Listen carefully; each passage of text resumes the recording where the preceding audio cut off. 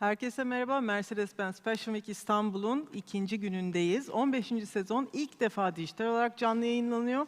Eğer aramıza yeni katıldıysanız ben Aslı Barış ve çok önemli konuklarım var. Türk erkek modası için özellikle çok bir tane daha çok önemli bir isim olan sevgili Emre Erdemoğlu ve Zeynep Soylu. Hoş geldiniz. Hoş bulduk, merhaba. Merhabalar Emre. Ya şimdi senin herhalde koleksiyonun daha ilk başta çekildiğinden beri en çok fazla konuşulan koleksiyonlardan birisi. Beni Bağrına Bas. Şimdi ilk önce bu ana fikriyle başlayalım. Evet, Beni Bağrına Bas, birbirimize bağrına basmanın, cömertliğin, bitip tükenmez bir sabrın, ön yargısız olmanın, birbirimizin hatalarını, budalalıklarını kabul etmenin hala mümkün olduğu bir dünya öneriyorum bu koleksiyonda. Birbirimizin rengini, cinsiyetini, ışığını, enerjisini her şeyle kabul ettiği bir dünya öneriyorum. Silüetlerden bahsedecek olursak bu kabulleniş özellikle renklerde iç açıcı renklere bürünmüş vaziyette. Evet. Öyle midir? Yani normal tarzından daha bir tık sakin bir hava estirdi mi sence? Ne diyorsun? Evet, daha sakin bir koleksiyon. Öyle bu sezon uygun gördüm. Daha sakinleşti. Renkler yine çok canlı tabii ki. Ben biliyorsunuz renk hastası olduğum için ki. koleksiyonu renksiz hayal bile edemiyorum. Yaz kış hiç fark etmiyor benim için. Benim karakterim, benim adamım renkli bir adam. Dolayısıyla koleksiyona da yansıyor bu. 3 boyutlu heykeller var, belki görmüşsünüzdür. Evet, onu soracaktım. Birbirine sarılan insan figürleri aslında. Defilede, catwalk'ta da kullandığımız 3 boyutlu insanlar var. Veya trikolarda bu desenli parçalar vardı ürünlerin üzerinde. Birbirine sarılan kadın, erkek, kadın kadın, erkek erkek, birbirinize sarılın diyor. Öyle bir mesaj veriyor koleksiyonda. Dolayısıyla 3 boyutlu heykeller yaptık ve insan formuna getirdik onları ve birbirine hep sarılmış, temas halinde, dokunarak çıktılar podyuma. Peki bu sarılma, birbirimize kucaklaşalım, insanlığımızı keşfedelim hissinin dibinde bir pandemi dönemini yaşattıkları mı vardı yoksa öncesinde zaten sen bunu kafanda Öncesinde hazırlanmış bir koleksiyon. Evet. Şubat gibi koleksiyonun bitmişti zaten pandemi çok sonrasında ama dünyanın genel gidişatına baktığımız zaman insanın insanı kabul etmeyişi, rengini, ışığını, cinsiyetini, dini inancını kabul etmediği bir dönemden geçiyoruz. Bu protestan bir koleksiyon aslında. Bu bir anlatım şekli. Ben de Beni Bağrına Bas'la birbirimize bağrına basmanın ne kadar önemli olduğunu anlatmaya çalıştım koleksiyonda. Evet, kesinlikle çok önemli bir mesaj. Şimdi cinsiyetsizlikten halihazırda bahsetmiştik. Hani farklı şeyler. Ben mesela koleksiyonda giyebileceğim birkaç parçayı çok Evet. gözüme kestirmiş vaziyetteyim. Aynı şekilde yani bu formları daha sınırları aşacağımız bir döneme giriyor muyuz? Trend ötesi, mevsim ötesi. Demin seninle konuşurken ilkbahar yaza dair bazı parçaları kattığını söylemiştin. Evet. Biraz bundan bahsedelim. Bu pandemi sürecinde zaten koleksiyon kış koleksiyonu aslında ama pandemi sürecinin etkisiyle koleksiyona yaz parçaları da ekleyerek bütünselleştirdim aslında. Yani içerisinde yaz renkleri de hakim, kış renkleri de hakim. Tuşe olarak da yani kış tuşeleri de var, yaz tuşeleri de gramaj olarak ince kumaşlarım da var. Böyle bir mixledim yaz kış olarak ama aslında kış koleksiyonuydu. Evet, hissiyatı kış olmasına rağmen yazlık parçalar da var. Gerçi bugün de eğer siz dışarıdaysanız, telefonunuzdan falan takip ediyorsanız 4 mevsimi yaşadığımız bir günü Kesinlikle. yaşıyoruz. Yani artık kışı yazı kalmadı bu işin diyorum. Ya şimdi dijitalleşme sürecinden bahsediyoruz. Sen moda haftalarını sıklıkla takip eden, yakından takip eden bir isimsin. Dijital moda haftası hakkında ne düşünüyorsun? Yani şöyle, dijital moda haftaları zaten yurt dışına gidemeyenler ya da işte biz sonuçta editörler olarak kısıtlı sayıda insan gidip yurt dışında izliyordu. Ama diğer kalanımız bu Instagram'ın hayatımıza girmesiyle aslında insanlara ulaştırdığımız ve çoğu kişinin oradan takip ettiği bir düzende vardı. Yaklaşık 5 senedir diyebiliriz aslında herkesin bu tarafa internasyonel markalarında bu tarafa yatırım yaptığını görebiliyorduk. Biraz daha hızlandırdı süreci aslında.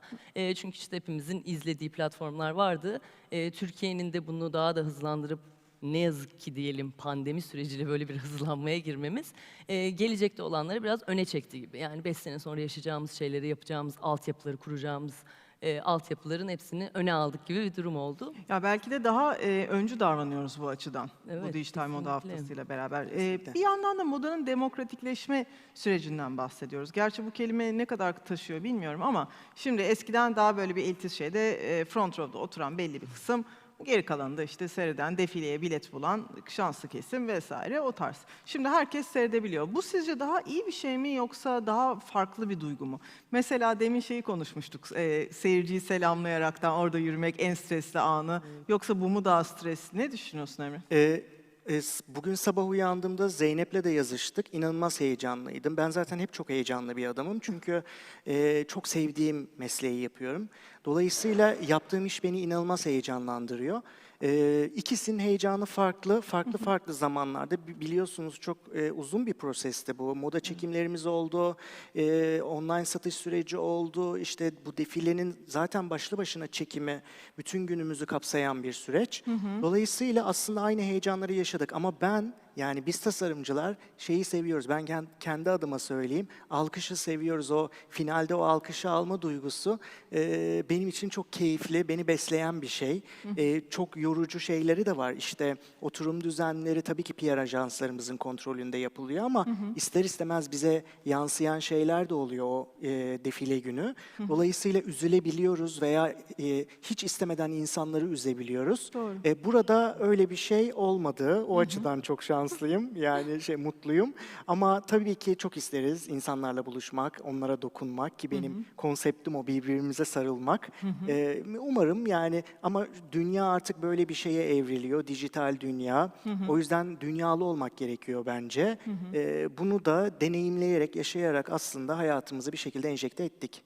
Şimdi sanal defilede popüler bir isim göze çarptı tabii ki. Evet. Murat Dalkılıç ve üzülmek derken sen bu konuda çok alkış da topladın. Evet. Bazı yerlerde eleştirilere de maruz kaldın. Neden Murat'ı seçtin ve işbirliğinizi birazcık anlatabilir Evet. misin? Ya Murat çok uzun yıllardır birlikte çalıştım. Sanatını, şarkılarını, kişiliğini çok beğendiğim bir arkadaşım. Dolayısıyla ben Murat'la ilk kez çalışmıyorum zaten. Yani Murat o defile için seçilmiş biri değil. Murat zaten benim çok uzun yıllardır çalıştığım bir arkadaşım. Sahne kostümlerini hazırlıyorum. Günlük hayatında destekler veriyorum. Birlikte çalışıyoruz. Burada yani her yıl zaten giydirdiğim bir sanatçıyı, giydirdiğim başka bir oyuncuyu zaten podyuma çıkarıyorum. Misafir, konuk alıyorum. Evet. Murat'ın olması özellikle bir neden değil yani. Basının tabii ki birileri tarafından seviliyoruz, sevilmiyoruz, tercih ediliyoruz, edilmiyoruz. Buna da çok saygı duyuyorum. Gelen bütün eleştirilere saygımız sonsuz, çizgiyi aşmadığı sürece. Çünkü biz çentiklemeyi seven bir toplumuz. Yani eleştirmeyi, çentiklemeyi seven bir toplumuz. Dolayısıyla defilenin sadece tek bir görseline bakıp o defile hakkında yorum yapmak zaten çok büyük bir saçmalık. Dolayısıyla tabii ki biz motivasyonumuzu bozmadan, enerjimizi hiç düşürmeden işimize devam ediyor. Biz eğlendik, güldük, keyif aldık. Umarım şu an izleyenler de keyif almıştır. Valla kendi hesabıma oldukça keyifli diyebilirim. Zeynep sen nasıl değerlendirirsin koleksiyonu? Koleksiyonda aslında şöyle de demek istiyorum. Emre'nin bütün koleksiyonları da bence bir duygusal tarafı var Evet. koleksiyon parçalarında da. Dramatik bir adam. Dramatik, evet. Yani hep içinde bir duygu barındıran koleksiyon Evet. yapıyorsun. O yüzden de buradaki o gene bir bağrına bas ve pandemi sürecinden çıkmasıyla hem de üstüne senin çok kullanışlı işte 4 tane cebi olması vesaire burada görüyoruz. Aslında styling piece'lerin de hepsi birer kullanım fazlalığı Kolaylık yani sağlıyor. çok kolaylık sağlayan ürünler. O yüzden de bu bütünlük ve renk tonları benim çok hoşuma gitti. Bir erkek dergi sahibi olarak da dijital tarafta daha fazla da umuyorum güzel şeyler yapacaksın. Gerçekten çok güzel. Şimdi sen demin de bahsettiğimiz gibi birçok sanatçının aynı zamanda giydiriyorsun ve sana tarzlarını sana emanet ediyorlar. Şimdi Türk erkeğinin tarzını yıllar içerisinde nasıl yorumlarsın? Birazcık cesurlaştık mı sanki? Kesinlikle o ilk zamanlar işte bir 10 yıl 20 yıl önceye gittiğimizde çok daha farklıydı. Ben hiç unutmuyorum ilk bundan bir 10 sene belki 12 sene önce Zeynep hatırlar mısın tarihi ama ama bir de filemde kısa paça pantolon yaptım diye ateş etmişlerdi. Yani hani Of o ya. kadar eleştiri almıştım ki, ama zamanla işte giyen karakterler, işte futbolcular, sanatçılar, rol modeller giydiği zaman evet olabiliyor, hani erkekler de giyebiliyor, renk katabiliyor falan. Artık bugün 2020 yılındayız ve artık unisex her şey, cinsiyetsiz, o kadın erkek kavramları şükürler olsun kalktı bütün dünyadan ve insanlar, siz bir boyfriend ceket alıp pantolon alıp kendinize kombinleyip çok güzel kullanabiliyorsunuz. Ben sizin giydiğiniz bir pantolonu, ceketi başka bir şeyle kombinleyip kullanabiliyorum. Cinsiyetsiz, renkler, desenler artık tamamen cinsiyetsiz. Önemli olan kendinize yakıştırmanız. Bence burada her şeyden önemli olan renginizi bilmeniz, vücut proporsiyonunuzu çok iyi tanıyor olmanız. Bunların hepsi çok önemli. Önemli olan ne renk, nasıl, ne model giydiğiniz değil. Gerçekten size yakışıyor mu? Ben modanın insana gerçekten yakışanı giymesi gerektiğini düşünüyorum yani. Tabii ki. Şimdi burada trend meselesini biraz konuşalım. Zamansızlık kavramından çok fazla bahseder olduk. Bir de tüketim alışkanlıklarımız da ister istemez değişti. Yani çok bir davete ona buna gidemediğimiz için ya da ne bileyim ofis alışkanlıkları bile değişti. Özellikle erkeklerin yaşamında ofis çok ağırlıklı olan bir şey. Davette, ofiste, yoksa hani casual giyim için çok fazla alışveriş yapmayı sevmeyen bir tarz Evet, diyebilirim. evet. Bizi ileride özellikle erkek stilinde neler bekliyor? Daha böyle streetwear'e yakın şeyler mi? Daha ne bileyim eşofman çağrıştıran parçalar mı? Saldım çayıra, Mevlam kayıra rahatlığının doruklarda yaşanacağı şeyler mi? Yoksa Zaten eski şıklığa böyle jilet tarzına dönüş olur mu? Ne dersin? Zaten son 3-4 sezondur, 3-4 yıldır formlar o İtalyan kalıplarından tamamen çıkıp oversize, düşük omuzlar, geniş pantolonlar, pileler, hep böyle bir ekstra likralı kumaşlar, eşofman üstü ceketler, gene örme kumaşlardan. Zaten çok aslında insanlar konforu tercih eder oldu. O jilet görünümler yerine gene bir şıklık var tabii ki, ama bunları artık böyle bir dokuma kumaştan da eşofman altı formunda ribanalı paçalar vesaire, işte belden bağlı pantolonlarla insanlar çok rahat kullanıyor. İşte gömlek kravat yerine içine daha triko, basic tişört giyebiliyor. Artık o yorucu ayakkabılar yerine spor ayakkabıları tercih edebiliyorlar. Tamamen aslında insanlar artık kendi konforunu düşünüyor burada. Belli kalıplardan çıktık Çıktı, aslında. evet, yani şu böyle, bu böyle diyeceğimiz bir dünya bizi beklemiyor. Bence beklemiyor. bu dönemde de aslında en Güzel çok bir bunu şey. gördük yani. Herkes istediği gibi, istediği tarzda kendini nasıl rahat hissediyorsa öyle yaşamaya başladı. Onu biraz daha modaya evrilleştiriyoruz Evet. diye düşünüyorum. Akşam bir yere, bir davete giderken illa o koyu renk takımları, kabanları giymiyoruz artık. Yani öyle bir zorunluluğumuz yok. Dress code'lar falan okey, ama yani insanlar artık gerçekten kendi konforunu düşünüyor. Hepimiz Evet, öyle. herkes bir rahatladı Çünkü çok sanki. yorucu bir hayat. Yani hani çok yere koşturuyoruz falan. Dolayısıyla giydiğiniz ürün akşama kadar sizinle arkadaş. Çok konforlu olmanız gerekiyor ki gün içerisinde sağlıklı iş yapabilin. Doğru, doğru.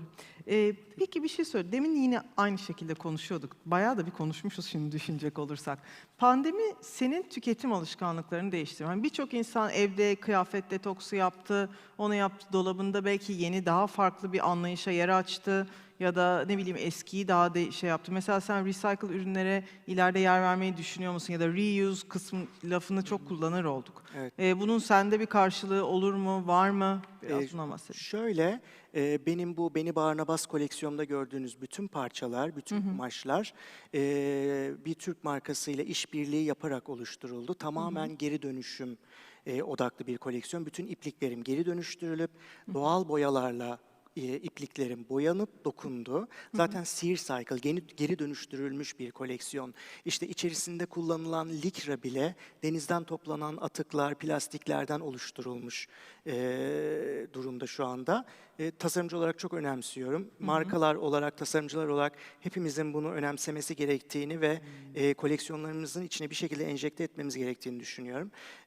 Keşke dünya markaları, bütün markalar bu konuda üzerine düşeni gerçekten yapsa da bu tüketim çılgınlığına bir son versek. Bugün üretim hacmi çok yüksek markalar, hepimizin bildiği, gerçekten son derece kalitesiz, çöp ürün üretiyorlar. Evet. Kullan at ürün üretiyorlar. Bunlara artık bir son verip gerçekten vücudunuzun hava almasını önleyen, kanserojen madde içermeyen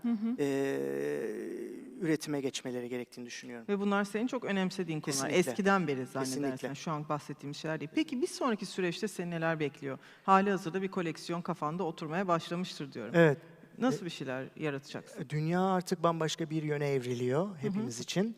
Dijital dünya.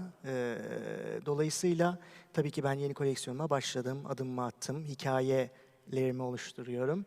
Tabii ki koleksiyon artık boyut değiştiriyor, yüz değiştiriyor. İşte bana herkes bu sezon çok sakinleştin diyorlar koleksiyon açısından. Yani dünyada olup biten her şey sizi çok etkilediği için dolayısıyla o yöne evriliyorsunuz siz de. Daha sakin bir koleksiyon, daha ticari bir koleksiyon, daha online satış platformunda da kolay tüketebileceğim bir koleksiyon hazırlıyorum şu anda. Harika. Böyle.